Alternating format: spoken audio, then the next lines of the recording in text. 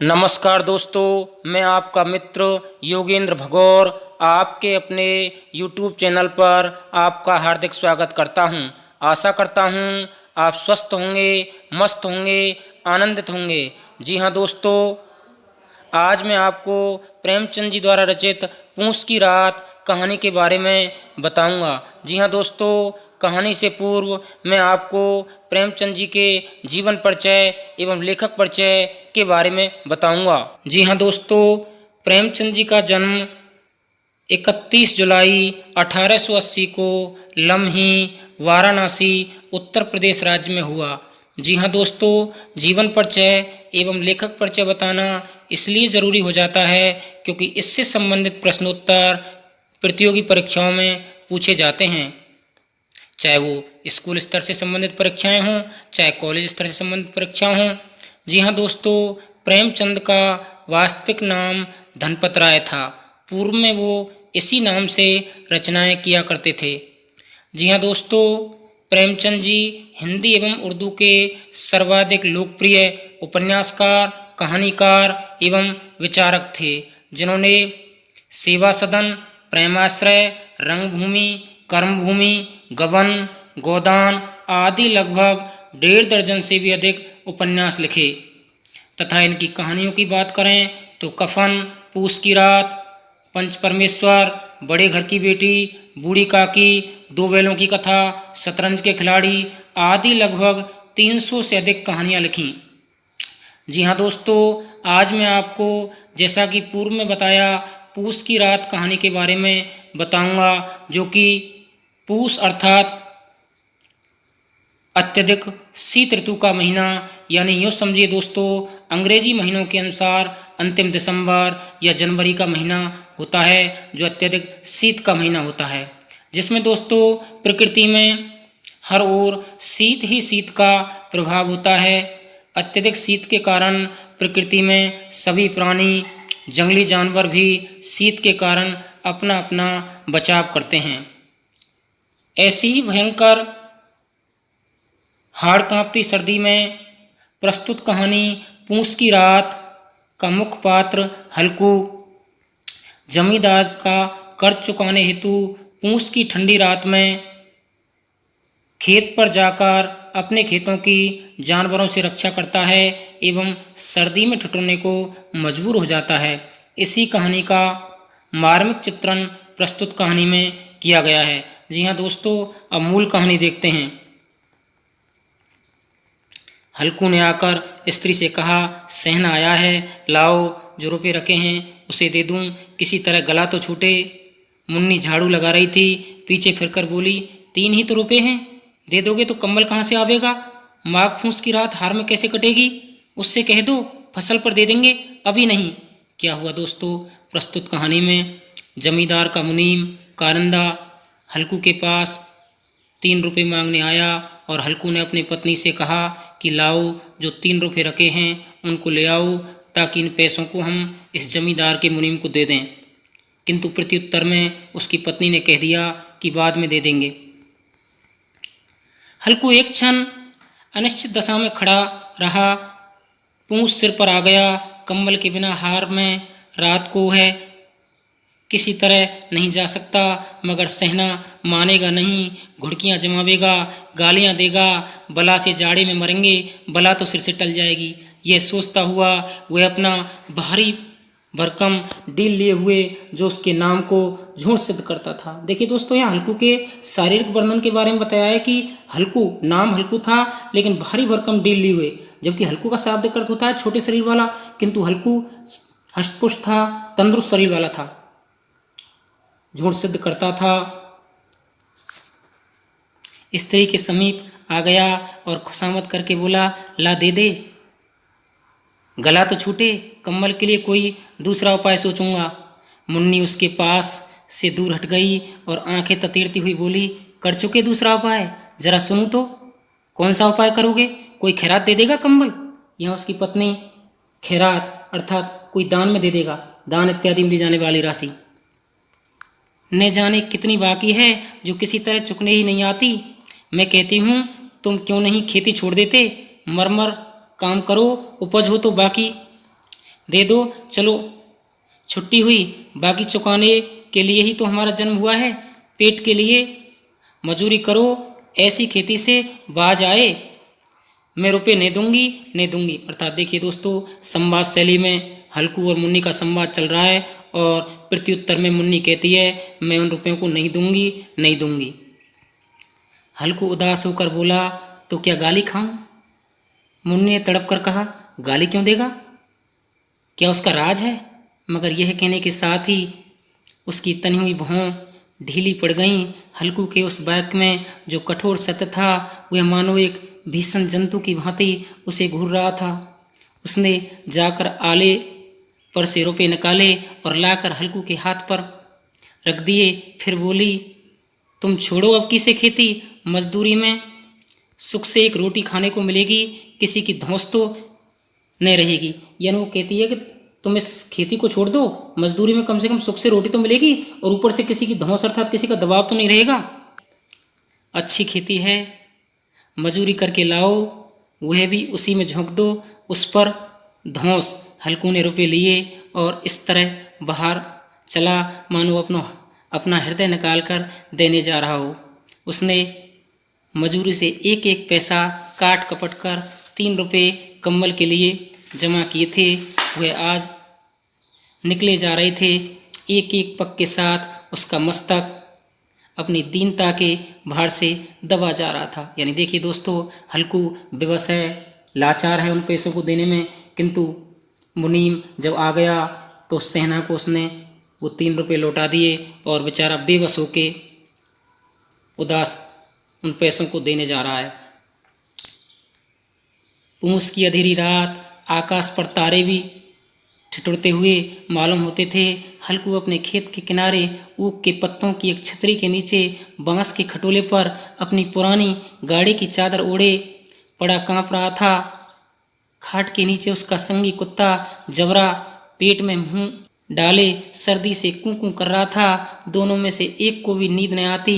हल्कू ने घुटनियों को गर्दन में चिपकाते हुए कहा क्यों जबरा, जाड़ा लगता है क्या?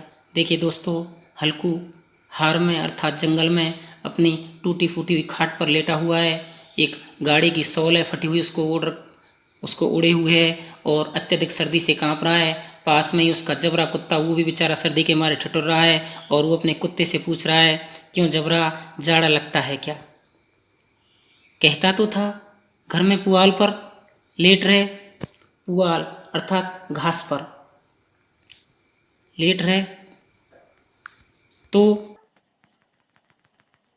यहाँ क्या लेने आए थे? अब खाओ ठंड, मैं क्या करूं? जानते थे मैं यहाँ हलवा पूड़ी खाने आ रहा हूं।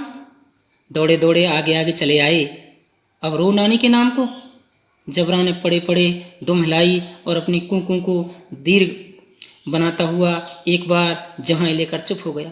ऐसा लग रहा था प्रत्युत्तर में जबरा भी स्वामी को कुछ जवाब दे रहा है और अपनी पूंछ हिला करके जमाई लेकर वो चुप हो गया।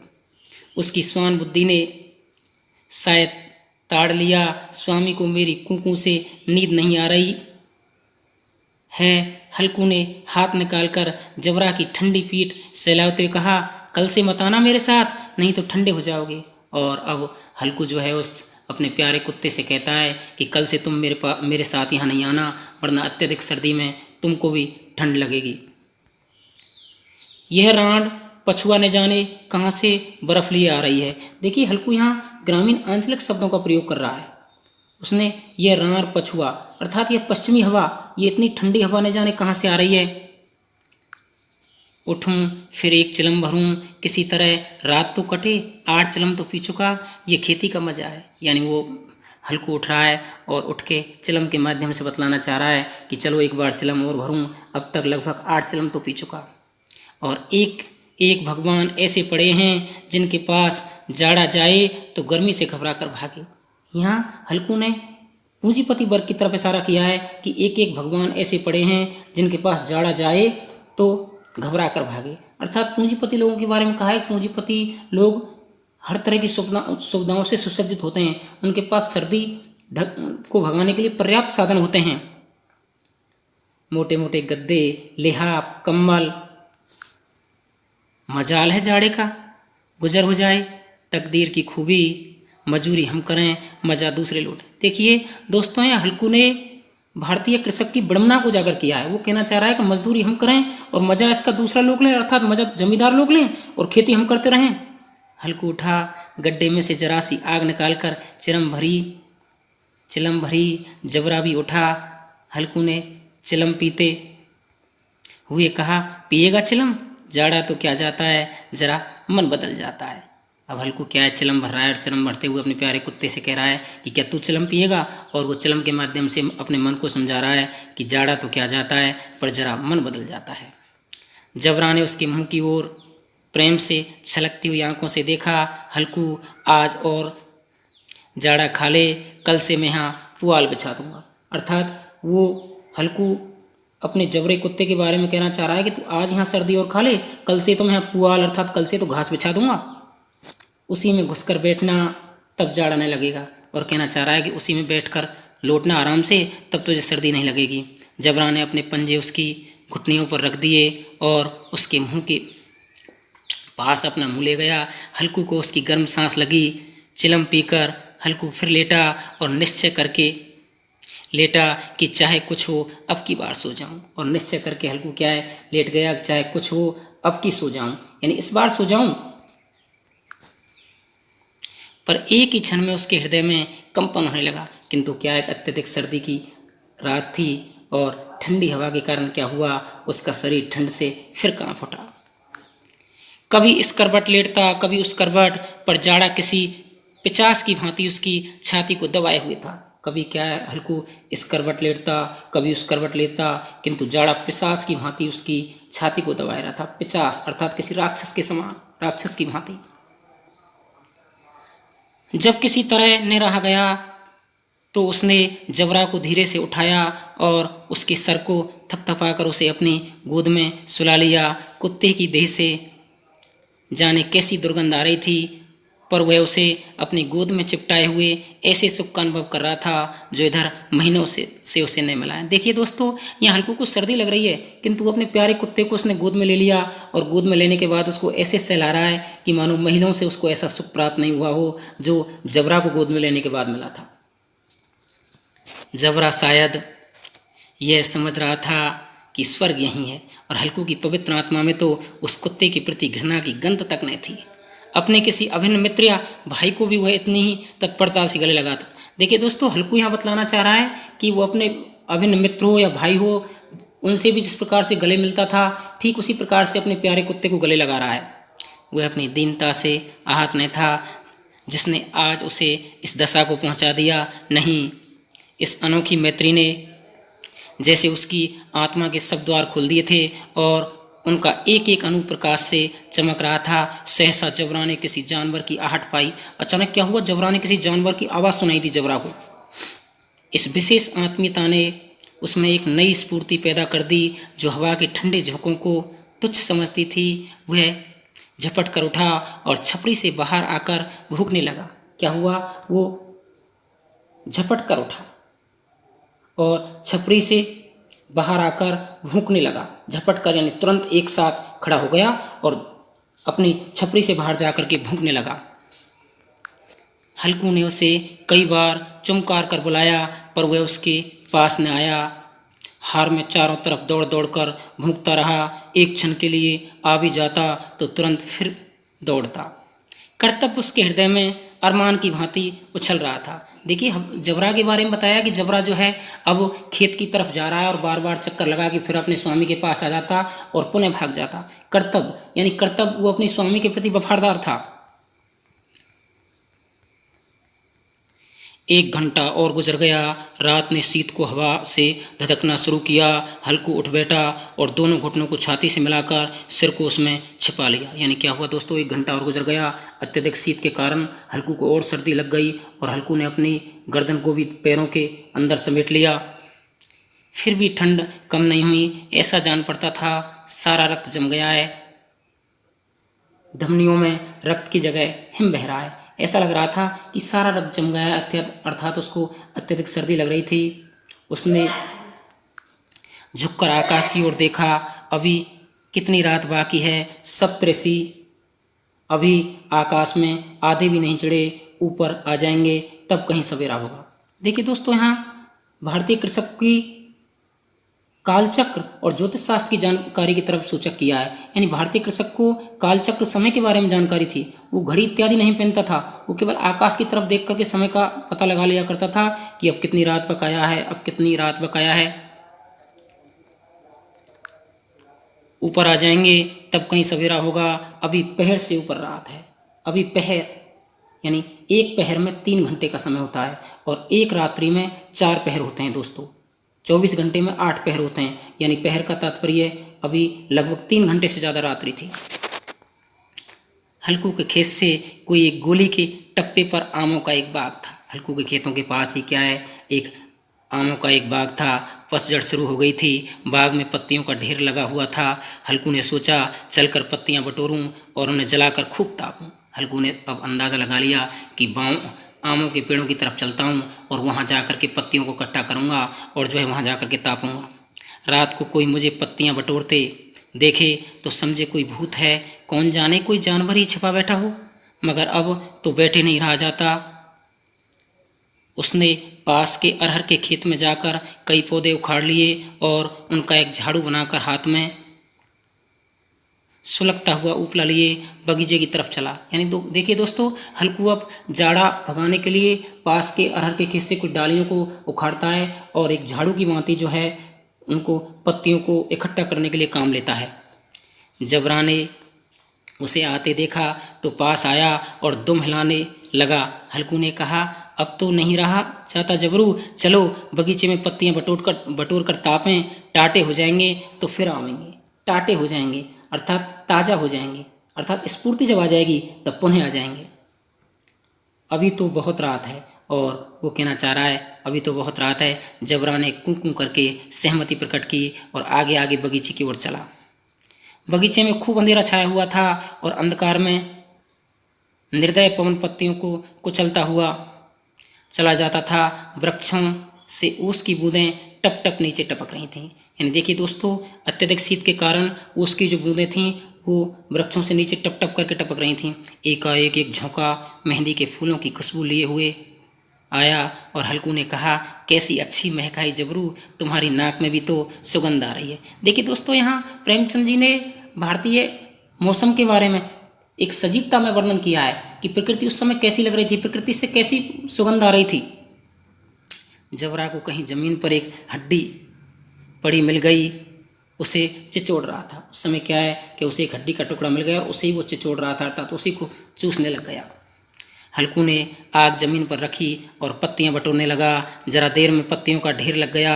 हाथ ठुठरे जाते थे, नंगे पांव गले जाते थे। हाथ ठुठरे थे और उसके पांव उस समय नंगे थे, अर्थात उसने पैरों में भी कुछ नहीं पहन रखा था, इसलिए उसको अत्यधिक सर्दी लग रही थी और वह पत्तियों का पहाड़ खड़ा कर रहा था। इसी अलाव में वह ठंड को जलाकर भस्म कर देगा। अब हल्कू सोच रहा है कि मैं पत्तियों का ढेर इकट्ठा कर लूँ और अलाव जलाऊँ, अग्नि जल जाएगी तो क्या है, इसमें अपन तापेंगे और अपन की हमारी सर्दी भाग जाएगी। थोड़ी देर में अलाव जल उठा। उसकी लौ ऊपर वाले वृक्ष की पत्तियों को छू छू कर भागने लगी। उस अस्त्र प्रकाश में बगीचे के विशाल वृक्ष ऐसे मालूम होते थे मानो उस अथाह अंधकार को अपने सिरों पर संभाले हुए अंधकार के उस अनंत सागर में यह प्रकाश एक नौका के समान हिलता मचलता हुआ जान पड़ता था। हल्कू अलाव के सामने बैठा आग ताप रहा था। एक क्षण में उसने दोहर उतार कर बगल में रख दी। एक क्षण में उसने दोहर अर्थात जो उसकी गाड़ी की सौल थी उसको उतार दिया, उस दोहर को, और बगल में रख ली। दोनों पांव फैला दिए मानो ठंड को ललकार रहा हो। अब क्या हुआ, जैसे अलाव जल गया तो अलाव जलने के बाद उसने जो दोहर पहन रखी थी उसको उतार दिया और अपने दोनों पैरों को फैला करके बैठ गया। तेरे जी में जो आए सो कर, ठंड की असीम शक्ति पर विजय पाकर वह विजय गर्व को हृदय में छिपा नहीं सकता था। उसने जबरा से कहा, क्यों जब्बर, अब ठंड नहीं लग रही? यानी वो जबरा से प्रश्न कर रहा है कि क्या जबरा अब भी सर्दी लग रही है क्या?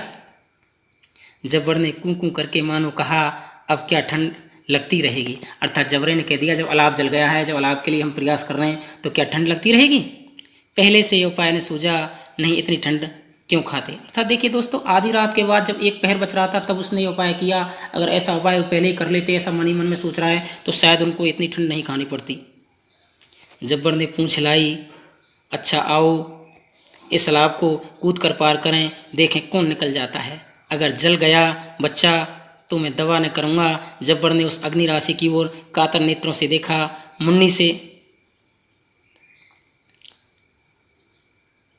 कहने देना, नहीं तो लड़ाई करेगी। और वो कहना चाह रहा है कि इस बात को तो मुन्नी से नहीं कह देना, नहीं तो वो क्या है, लड़ाई करेगी।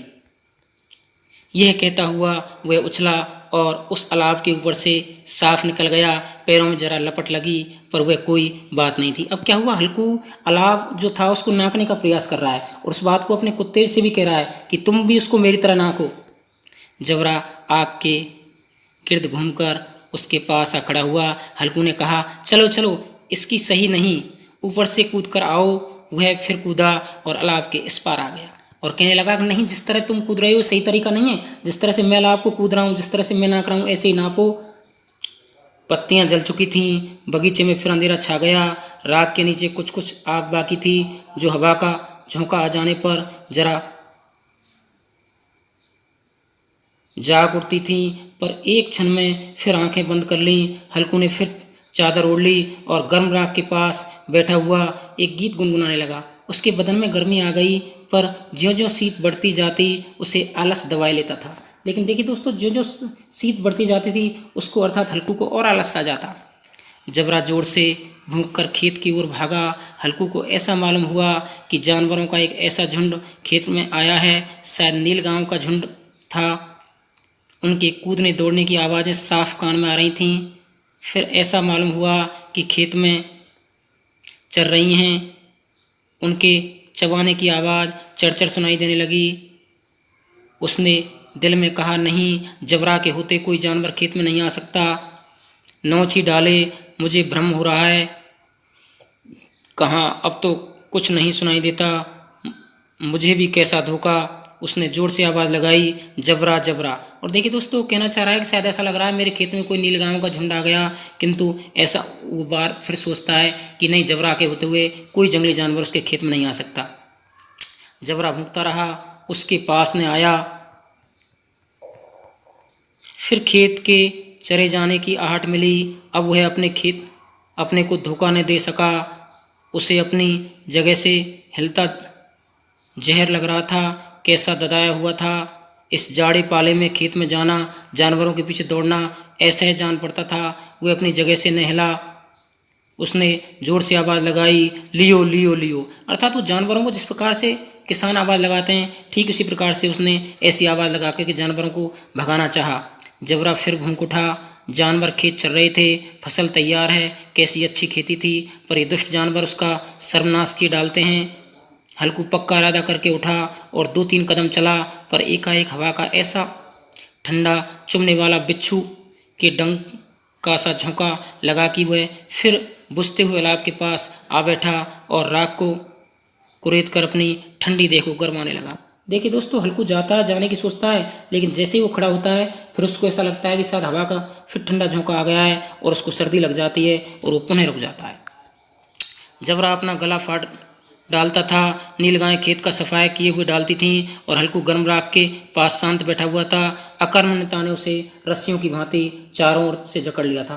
अकर्मण्यता ने, देखिए दोस्तों, हल्कू हालांकि कर्मठ आदमी था, जुझारू था, लेकिन अत्यधिक शीत के कारण वो अकर्मण्य बन गया था। उसी राख के पास गर्म जमीन पर वह चादर ओढ़कर सो गया। सवेरे जब उसकी नींद खुली तब चारों तरफ धूप फैल गई और मुन्नी कह रही थी, क्या सोते रहोगे, तुम यहाँ आकर रम गए हो और उधर सारा खेत चौपट हो गया। हल्कू ने उठकर कहा, क्या तू खेत से होकर आई। मुन्नी बोली, हाँ, सारे खेत का सत्यानाश हो गया। भला ऐसा भी कोई सोता है। तुम्हारे यहाँ मड़ैया डालने से क्या हुआ, अर्थात तुम्हारे यहाँ मड़ैया अर्थात झोंपड़ी बनाने से क्या फायदा। हल्कू ने बहाना बनाया, मैं मरते मरते बचा, तुझे अपने खेत की पड़ी है। पेट में ऐसा दर्द हुआ कि मैं ही जानता हूँ। दोनों फिर खेत की डांड पर आए, अर्थात खेत की मेड़ पर आए। देखा सारा खेत रौंदा पड़ा हुआ है और जबरा मढ़िया के नीचे चित लेटा है, मानो प्राण ही न हो। जबड़ा ऐसा लेटा हुआ था मानो उसके प्राण ही न बचे हों। दोनों खेत की दशा देख रहे थे। मुन्नी के मुख पर उदासी छाई, पर हल्कू प्रसन्न था। मुन्नी ने चिंतित होकर कहा, अब मजदूरी करके माल गुजारी भरनी पड़ेगी, अर्थात जो जमींदार का पैसा है वो मजदूरी करके चुकाना पड़ेगा। हल्कू ने प्रसन्न मुख से कहा, रात को ठंड में यहाँ सोना तो नहीं पड़ेगा। देखिए दोस्तों, प्रस्तुत कहानी की जो मूल भाव है वो भारतीय कृषक की पीड़ा है। किस प्रकार भारतीय किसान अपनी स्वयं की जमीन होते हुए मजदूरी करने को तैयार हो जाता है, यही इस कहानी की मार्मिक पीड़ा है। देखिए दोस्तों, हमारी कहानी आपको कैसी लगी? अगर हमारी कहानी अच्छी लगी तो हमारी कहानी को लाइक कीजिए, चैनल को सब्सक्राइब कीजिए, बेल आइकन प्रेस कीजिए। धन्यवाद दोस्तों। जय हिंद, जय भारत।